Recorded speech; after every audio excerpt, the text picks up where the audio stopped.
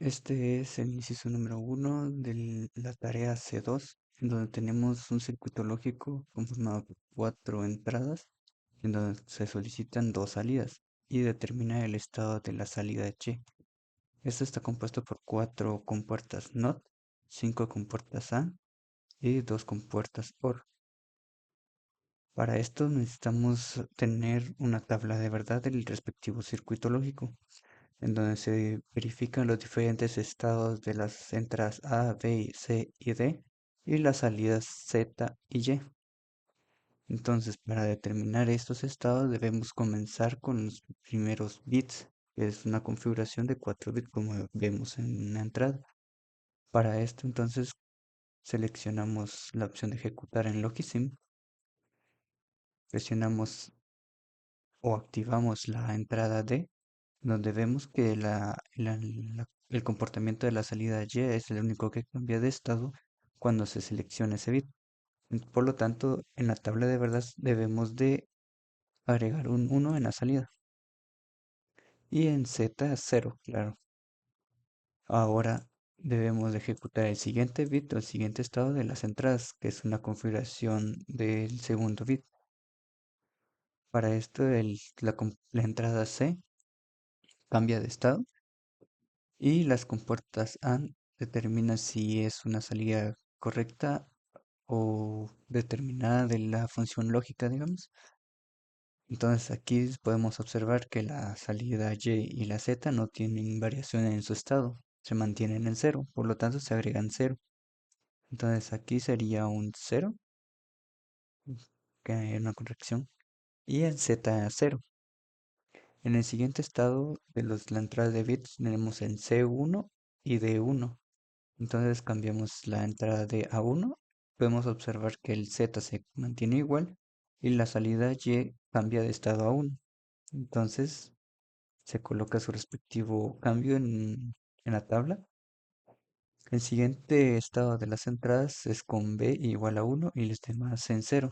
Entonces al cambiarlo podemos observar que no tienen una salida de estado distinto a cero. Entonces se le agrega cero, se puede observar aquí.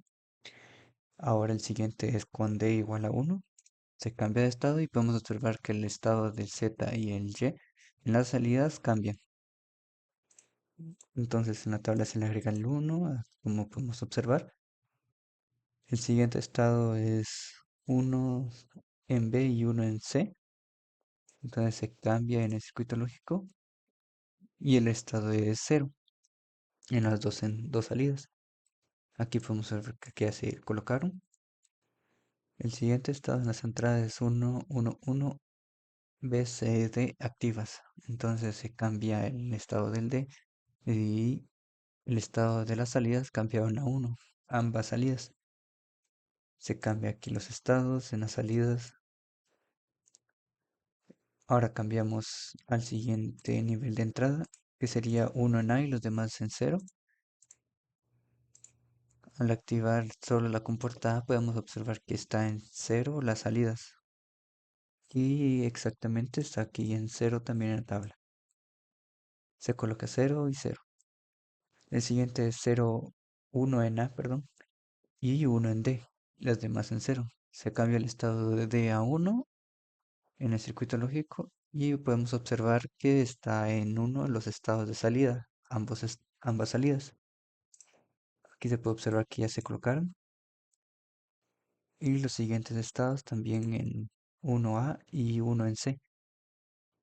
Se desactiva D y el siguiente estado en la salida sería Y activo y Z desactivado o cero.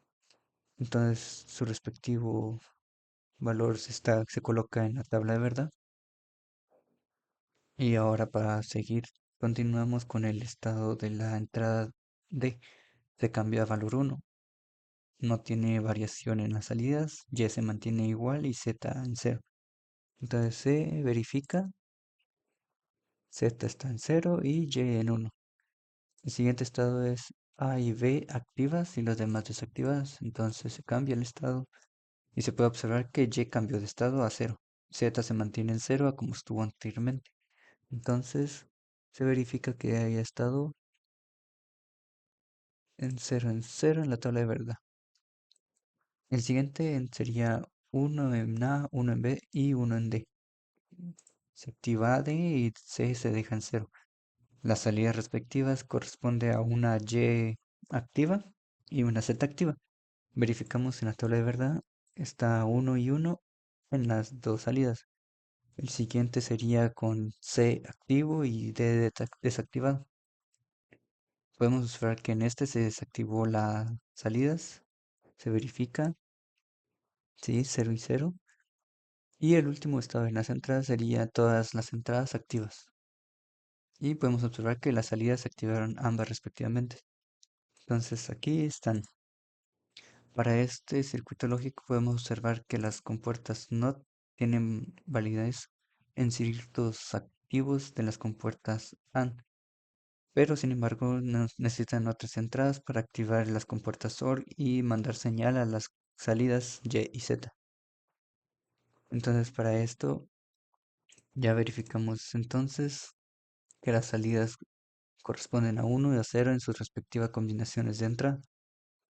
El ejercicio nos pide explicar cómo obtuvimos la salida y eso se logra mediante la tabla de verdad y evaluar dichas combinaciones centradas en el circuito lógico.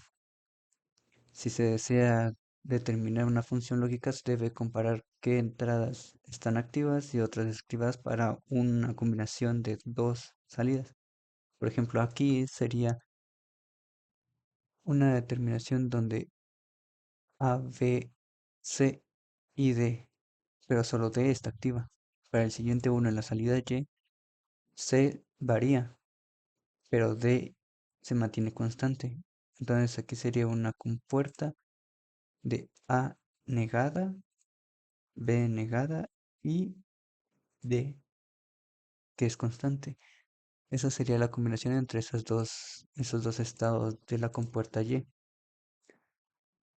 Para seguir con los otros estados, verificamos entonces Y tiene uno aquí, en donde D y B cambian a un estado uno, pero A y C se mantienen en cero. Si comparamos este estado de la salida con el anterior, podemos observar que solo se mantiene D constante, C varía igual que B, pero A se mantiene constante. Entonces C y B no tienen relevancia en el estado de entre estas dos salidas. Entonces se le puede sumar un estado, una compuerta, perdón, de una A negada con una D, en donde D se mantiene constante y B y A también. Entonces, y así vamos haciendo una función lógica para las compuertas. Se podría hacer también con un mapa de Carnot, pero es un poco más laborioso. Sin embargo, llegamos al mismo resultado. Se puede factorizar también para obtener un resultado más simplificado donde se utilizan menos compuertas. Y este sería uno de los métodos para determinar el estado de la salida Y del circuito lógico de a su elección.